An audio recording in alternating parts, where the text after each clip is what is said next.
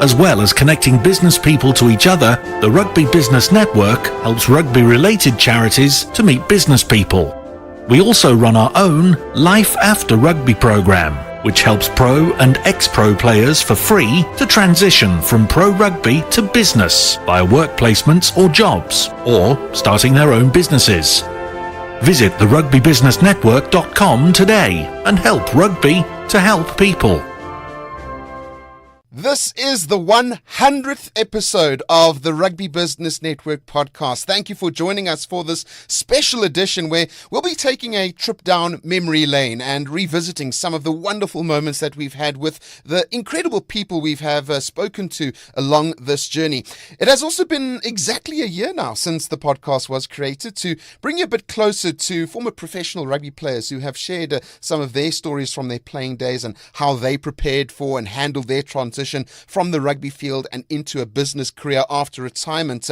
We've also had the privilege of speaking with amazing CEOs and founders of incredible companies which are doing their part to give back to rugby teams and support initiatives. And there are, of course, a number of inspirational rugby charities that the Rugby Business Network has partnered with, and we have highlighted the amazing work they are doing in underprivileged communities across the world in a few of our episodes. So in this 100th episode, you will hear from a selected 5 guests we have spoken to previously on the podcast. Now, this is by no means the top 5 people or the best 5 podcasts we have done, as that would obviously be a bit unfair to the other remarkable guests we have chatted to. This special episode is merely a flashback, and the best place, obviously, to start is always at the beginning. The first guest we had the honor of speaking with was former captain of the United States rugby team, Dan Lyle. In this segment from the conversation we had with Dan, he offers his advice to professional rugby players looking to move into the business space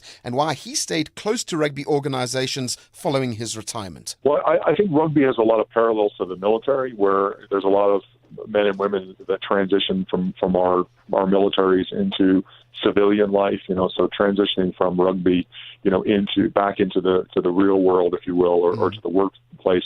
I think that you need to take the skills that you've learned in rugby and hopefully that right from the beginning as a 17, 18-year-old, just out of an academy or, just out of university, whether 20 or 21 as a player, all over the world, that they've been engaged with hopefully the club sponsors and a community based as I did in the first parts of my career. So they're actively doing that, but they're able to use, I think, just like the military, some of those intrinsic values that not just that the military is a disciplined, structured environment. Rugby is a camaraderie based, discipline.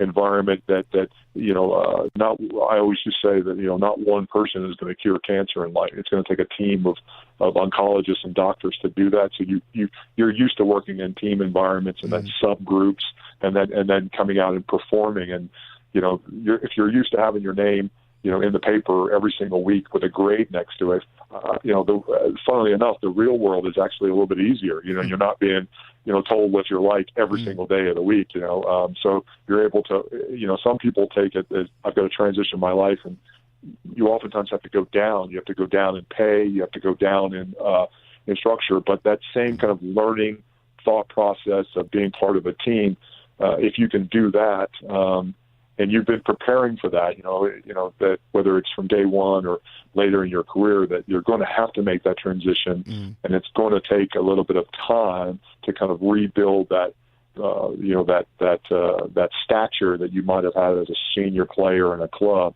then you will do well. And I think that's where sometimes it breaks down, where they're not prepared for it, both from mentally, and that's primarily all it is. It's the top 6 inches of what you've got to think about, and you've hopefully tried a few things, a few internships, a few work days, a few community days out there, and made a decision whether you wanted to be in rugby still at a coaching level, or if you wanted to transition into some other aspect of business that you or life that you've always been waiting to do. Yeah. Well, Dan, you are undoubtedly an ambassador for the game of rugby now. I mean, which was evident right from after your retirement when you joined United World Sports, and then you went on to become its executive vice president, and then you became the tournament director of the USA Sevens. Why did you decide to stay close to rugby after your playing days instead of, moving on to somewhere else and on to other forms of business away from rugby? Yeah, I suppose that, just like those first days of professionalism, and rugby and the top 10, 15 teams in the world is kind of at a 2.0 level. They've gone through maturations, but those early levels where we were taking ex-players and making them into directors of rugby. We were taking CEOs from other businesses and making them CEO of rugby, and physios and all the sports structures and services that people came from other sports or other organizations to do that. And now people have matured their way through. There just wasn't a lot of people that were doing the same thing in American rugby. And, to be able to take all of the lessons that I had learned and the experiences that I'd gotten, playing rugby on every continent or every habitable continent, for the U.S. and playing so many years in professional sports, it would have been a shame, I guess, if I didn't. But I also saw that maybe coaching, and I like to coach. I love coaching all my kids now, and it's a great dynamic, and what a wonderful profession. But there was probably enough people that were already doing that or trying to do that. There was really the administration. How are we going to pull these things together and create, the dialogue of how to fund the sport and how to put business plans together and how to put that was probably primarily missing. So I guess I threw myself on that bonfire to try to get after that, and there's been like any professional, highs and lows, mistakes and successes, but certainly growth. And I think American rugby is now at that place where how does it professionalize the game, beyond just the professional league, but more and more professionalism, more and more business plans, more and more strategic direction, and for it to take that next level. And those building blocks of those foundations have been being laid by a few people. I guess I pioneered a little bit of the playing side, and now I've been pioneering the business side, but and more people are now coming into the space. It shows that the sport is growing well. Well, after our maiden episode with Dan, more phenomenal guests followed, such as the USA Rugby Sevens coach Mike Friday, as well as International Rugby Players Association CEO Omar Hassanein, and we also had some former England rugby greats like Peter Winterbottom, Tom May, even Neil Back and Simon Halliday. Then we spoke with an extraordinary individual whose dreams of playing for England were ended at a young age when he was left paralysed following a freak accident on the training field. It is, of course, Matt Hampson, and he gives his thoughts on whether or not enough awareness and support is being provided to sportsmen and women who have been left seriously injured. And he also discusses why he wrote his biography, Engage, The Rise and Fall of Matt Hampson. Yeah, I think sometimes organisations like to sort of gloss over a little bit the injuries in the sports, especially in rugby. When I first initially had my accident, I know that the RFU struggled to sort of come to terms with it, and I don't think they wanted me to sort of highlight injuries in rugby, and all I wanted to do is portray a positive message of how fortunate I was to be a Leicester Tiger, and how I had tremendous support from all walks of life, but especially the rugby fraternity, and how sort of honoured I was to be playing the sport that I loved. And I didn't want to paint a sort of negative picture. I wanted to paint a positive picture, really, of how great rugby is and how it looks after its own. What an amazing sport rugby is. There's other sports as well, like horse racing, that I know in Britain, obviously, horse racing, and in Ireland as well, horse racing is a massive sport, and how they've got the injured jockeys over here, and what a great charity that is, and how it looks after its own. How they sort of highlight the dangers of it, but they don't try and deter people from it. They try to say, we'll support you for the rest of your life, really. Brilliant. Well, Matt, you touched on just a short while ago your biography, which was published in 2011, entitled Engage, The Fall and Rise of Matt Hampson. Why did you feel the need to document your story in black and white for all to read? I just thought I wanted to get my story across to people and just to sort of give something back as well to people, to share my experiences. When I had my accident, I didn't really have a positive mentor. I had some people around me who were great, but nobody who was going through the same as what I was going through. Before the book was complete, if I can help one person out who's going through what I went through in the same situation, then it will all be worthwhile, really.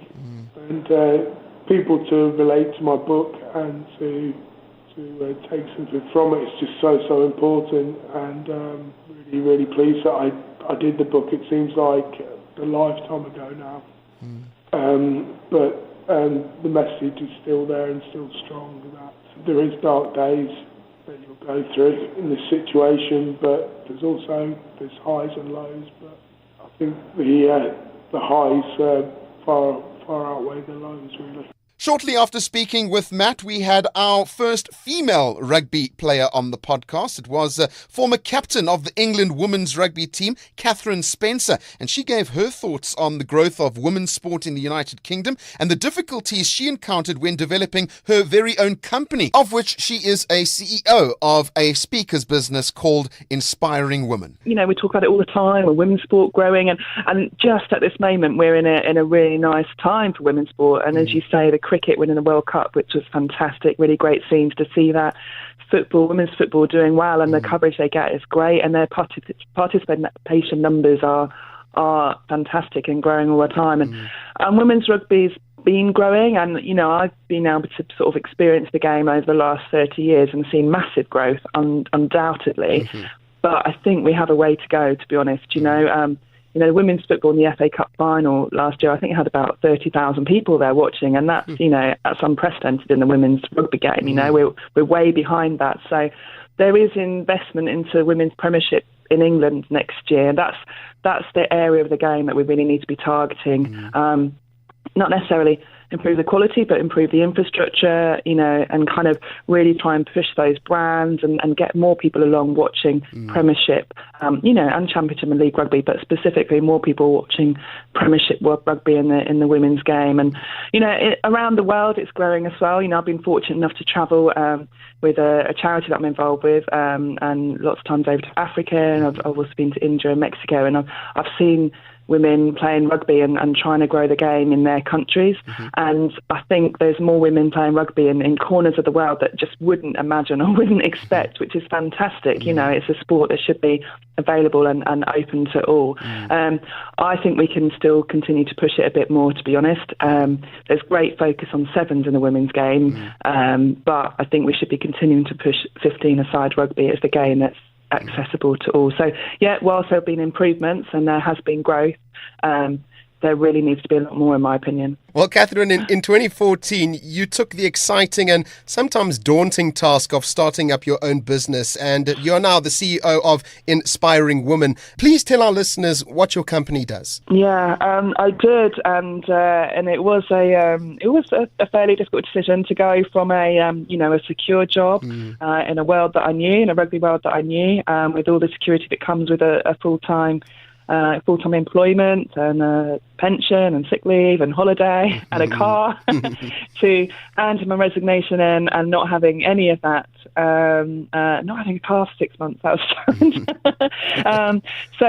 But I made the decision to leave and start up my business, Inspiring Women, which was primarily a platform to find and encourage more female speakers. So it provides motivational speakers from the world of sport and adventure to go into businesses and schools. All the speakers are female. I felt passionately that there were so many females out there from a similar background to mine that had great stories to say, have great stories to tell, but also that we just needed that encouragement that we do have value and people do want to listen to us.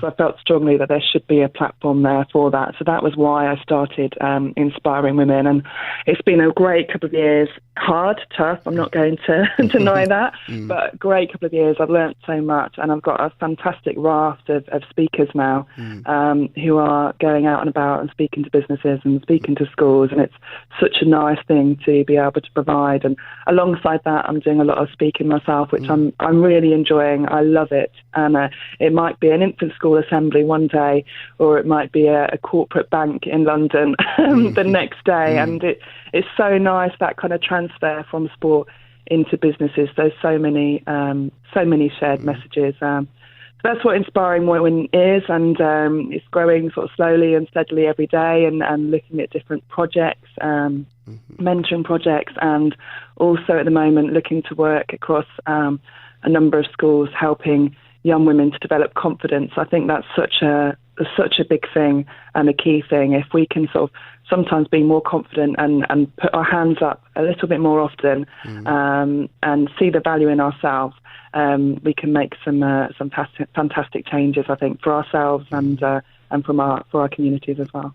25 episodes after chatting with Catherine, the Rugby Business Network podcast had the massive honour of having Ireland rugby legend Jamie Heaslip as a guest. This conversation took place just 5 months before Jamie decided to announce his retirement. And during this time, Jamie was recovering from back surgery and had hopes to return to the rugby field. He spoke about playing for Leinster for his entire career and his feelings about his career transition. The modern day players, it's not soccer player money that we're on. So you do have to look at the opportunity that is out there in the market, especially in other rugby markets where there's a lot more TV money in those leagues and stuff like that. But then you also have to look at what's best for you as a player in terms of your overall well-being, in terms of how they're going to look after you, your longevity, and a mix of all those things, as well as in Ireland, where we tend to be quite tribal, and that's where a club like Leinster. I've been playing representative rugby with Leinster since I was 14, 15. So it's amazing to be able to starting out at 14, 15 playing. I'm 33 now, to still be playing in the blue of Leinster. It's quite a unique thing, I think, even more and more so in professional rugby, that players stay for clubs that long. And I think there's a lot more challenges now for players in terms of looking after themselves off the field and what the best thing is for them often. But up to this point, I have, every time my contract is up, I've looked at different clubs. I once looked back in 2011 to play until the end of 2011 World Cup, and then go off to Japan for a season, then to Super 15 rugby and make my way back, a la what kind of James Haskell did. But once it all panned out, it was better for me to stay in Ireland, and I'm delighted with the choices I've made, and I 100% stand by them. But at the same time, I always tell players coming through that they have to kind of, in one way, they have to be a little bit selfish in terms of, the deal that they make and stand by it and be happy with it, be it going abroad or staying with the club. And they've got to decide what those reasons are, It's a short time that we play. I think the average career length is 7 years.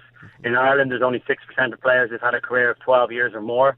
So it's over before you know it, and you've got to be happy with the decisions that you make. Hanging up your rugby boots is on the horizon. How are you feeling about your impending career transition that every professional player cannot escape after retirement? Well, yeah, I know. A long time ago, our players' union came out with the stats and the information regarding players' career length, which is, like I said, it was 7 years. And, at the time that came out, I think I was just about 6-7 years into my career. So I knew I was on borrowed time. So I've started to inquire into different passions or interests in mine, purely because having been involved in rugby for so long and being so passionate about it, you realise the power of that. You don't see it as a job. You fully buy into it, you fully invest in it, and it becomes a lifestyle for you. So I'm looking for something like that, that is, connected to sport. I dabbled we've 2 pubs in Dublin, myself, Sean O'Brien, and the 2 Carney brothers.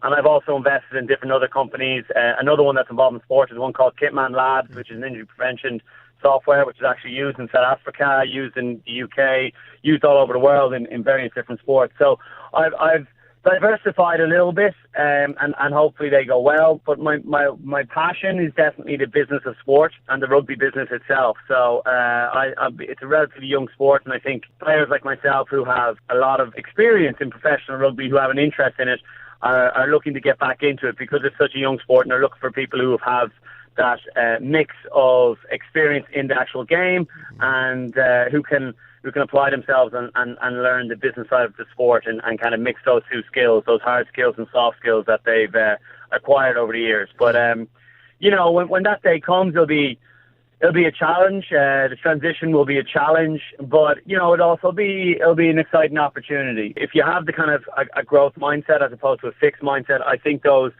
transitions and those challenges, you apply the skills that you have in the rugby world and you apply them to that business world, and I think you'll go well. But it'll be a tough transition, obviously, because you go back in at the bottom and you got to learn and you got to check your ego and stuff like that. But I think the successful rugby players always transition very well into that world once they apply the same skills that they've had in successful teams. Jamie, going back to your injury, it was far more serious than initially thought, as you have said, and it was the first severe injury of your career.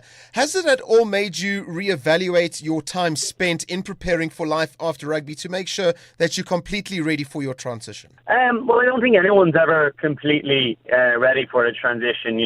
Not everyone gets to sail off into the sunset on their terms. I think that is really, really rare. You like to, kind of prepare as much as you can and then just let life kind of play itself out. You make sure you got your insurance. You making sure you've got some interest maybe outside of rugby. For most players, you're probably making the most earnings that you will ever make at that point in time, compared to what you'll make in the future. So just using that capital wisely. Yeah, just kind of seeing how life plans out really for you. I've been lucky in regards to injuries. I've never had anything that is long term. I like to think a lot of that's down to me being a very good professional, looking after myself, but a little bit of luck in that as well. But I keep slagging all the lads now, saying I just saved it up for a nice long one as opposed to a load of little ones. So it brings us challenges, but it brings us opportunities as well. Like I said previously, every kind of challenge or opportunity, it depends how you look at it in terms of how you're going to deal with it. And I like to think I have a very holistic kind of growth mindset to most things, because in rugby, it's a microism for how life really goes on. You're faced with these big challenges week by week in terms of games, and you've got to either win or lose. And get over it and deal with the next one very quickly and learn from it and move on.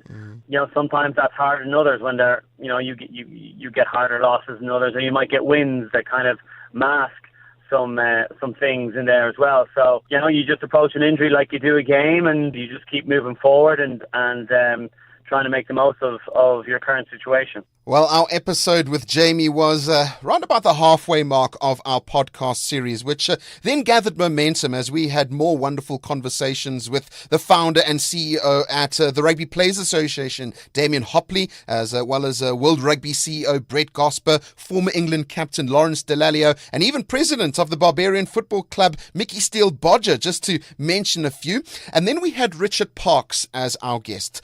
This former Welsh rugby player became an extreme environment athlete after injuries cut short his playing career. In this part of the episode, Richard offers his advice on what players should be doing to ensure that their transition after retirement is as seamless as possible, and he also discusses becoming the first person ever to climb the highest mountain on each of the world's 7 continents and stand on the 3 poles, all in the same calendar year. Performance at elite level is a real paradox, because it requires a really unique focus and a discipline, a selfish attitude to devote all of your waking hours and sleeping hours to being the very best that you can be at what you're doing. For me, it was rugby, and then you add the physical component that rugby brings, and the attitude or the mentality to consider the worst case scenario is really challenging, because it's not conducive to being combative that particular weekend, thinking about the injury or thinking about what might happen. And that's a really challenging balance for players to tread. I mean, I went to university. I was actually studying dentistry before I turned professional. But when I broke into the Welsh 7 squad and also the Welsh 15 squad, I chose to take a sabbatical. It was a no-brainer for me. I mean, I'd grown up dreaming of playing for Wales, and the opportunity to earn a living doing what you loved and playing the sport that you loved was an absolute no-brainer, and I had the full support of my family at the time. But for me then, it was just simply closing a door on education and on that chapter, and just, pursuing and devoting all of my energies to being the best that I could be. I sincerely hadn't thought of life beyond rugby. I think it's tough because players are coming into the sport even younger now, and with less life experiences than I did and the generations before me did. And I don't want to sound condescending, far from that, but I mean, other sports in other countries have a pathway through university and through higher education, which, whatever happens at the end of a very, very short career, at least they have a degree and some form of plan B, and I simply didn't, and I would argue that a lot of players coming into the sport or in the sport that currently don't have a plan B, and without any options, the situation becomes catastrophic. And I think when I'm planning for expeditions now, it's my duty to plan for the worst and to have 2, 3, 4, 5 options for 5 different scenarios, and that's how I develop my resilience and my ability to perform in extreme environments now. However, as a player, I didn't have that options, and when I was no longer Richard Parkes, the rugby player, practically I didn't have a second option, and that comes down to paying the mortgage and living. But emotionally and psychologically, I didn't have a second option. I defined myself as that one thing, and when that was ended, that's what caused the psychological fallout. And for me, it would be really simple of making a form of education or a form of training compulsory in the clubs. And after 13 years of rugby, in my case, I probably would have had plan B, C and D had I had the mindset or the infrastructure to support that. A very interesting take on how clubs should be assisting players with their preparations for life after rugby. Well, from that dark place of coming to terms with the fact that your rugby years were behind you and that moving forward was the only way to go, you embarked on a journey of self-discovery. For our listeners that do not know, in 2011, you became the first person to climb the highest mountain on each of the world's 7 continents and stand on the 3 poles, which are obviously the North and South poles, as well as the summit of Mount Everest, all in the same calendar year. And you completed this project in 6 months, 11 days, 7 hours and 53 minutes. And you still hold the Guinness World Record for the Explorers Grand Slam, or the 737 Challenge, as it is better known by. Now, after that lengthy explanation, I just have a simple question for you, Richard. Was it important or significant in any way that this remarkable test of human endurance followed soon after your rugby career? Absolutely. Learning how to climb was my way out of that dark hole, literally and metaphorically. I still consider myself a high-performance athlete. I train every day. It's how I continue to earn a living, and I'm very privileged actually to have a second sport or a second opportunity to earn a living as an elite or a high-performance athlete. It started off as a very personal journey. I mean, I used all of my life savings, my insurance policy from my injury to fund, 2 years of climbing training and experience, amassing a lifetime of mountaineering skills. But very quickly, I realized that I had an ability to perform at extreme altitudes, both physiologically and psychologically. And this was spotted and mentored. And what started out as a personal journey evolved through the input of my team that I recruited into my world first project, the 737 Challenge. And at the time and now, it was really important that this was about something more than just me, and the societal sort of impact or legacy of my projects is something I'm really proud of. And this particular project was raising funds in aid of a charity called Marie Curie Cancer Care in memory of my grandmother. But for me, it sincerely started off as just a positive avenue to channel what could have been quite destructive and negative emotions. And I think this is where I am incredibly grateful and privileged to have had a life in rugby, because it was the values and the skills that I developed and learned from a career in rugby that actually enabled all this to happen. Because as a rugby player, the integrity of my performance was paramount to me. So not letting my teammates down, my communication skills. I mean, these are obvious, but all of these skills and tools that were developed in my rugby career meant when I wanted to learn how to climb, I had no desire to, pay a company to carry my bags up a mountain or, to manage the logistics of the project. I really wanted to learn. And that integrity performance that came from my rugby career, I transferred into climbing, and that I think was a very important factor in those next 2 years before I was able even to attempt the 737 challenge. So in the last 20 episodes following our conversation with Richard, we've spoken with Premiership Rugby CEO Mark McCafferty, Brand Manager Worldwide at Gilbert Rugby Andrew Challis, and 2007 World Cup winning Springbok captain John Smith, just to list a few. And now we've hit the 100 mark. It's at this point we would like to thank all our guests who have given up some of their time to be part of the Rugby Business Network podcast, to share their stories, their lessons learned and advice offered. We would also like to say a massive thank you to our loyal listeners. We create these podcasts just for you. And that's where we end this special edition, and we look forward to the next 100 episodes on the Rugby Business Network podcast. Cheers for now. As well as connecting business people to each other, the Rugby Business Network helps rugby-related charities to meet business people.